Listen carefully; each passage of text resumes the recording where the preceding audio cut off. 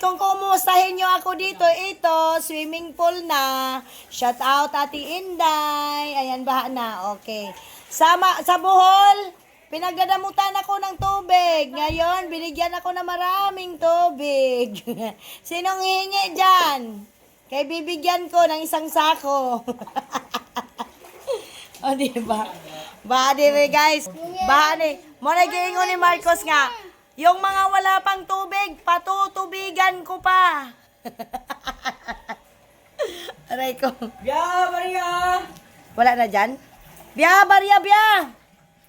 Biya! Oh, ato na. Wait lang ya.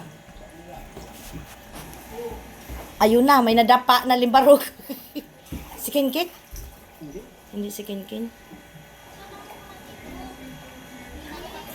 Alright, alright. Alright. Anong sabi ng ating presidente? Yung mga wala pang tubig, patutubigan ko na. Ito na. At ngayon ako'y mag-iipon. Yawa na yan. Ganito ang Pilipino, no? Kahit binabaha, smile pa rin. Ang tagal yung tig-sikwinta. Maghintay ka, ano yun? Magkano ba lahat sukli? 60.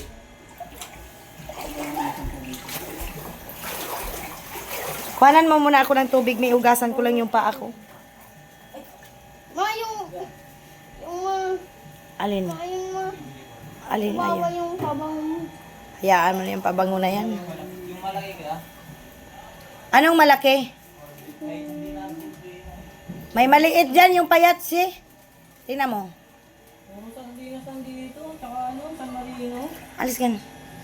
Wala, ubos na ata kasi may bumili kanina.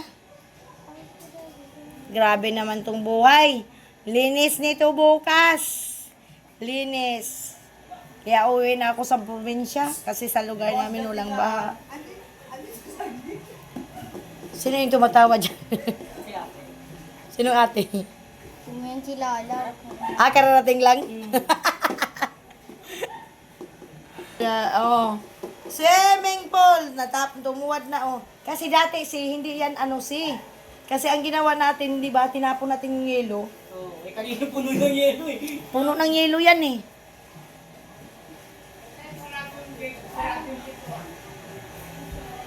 Kumusta na kaya si Kenken?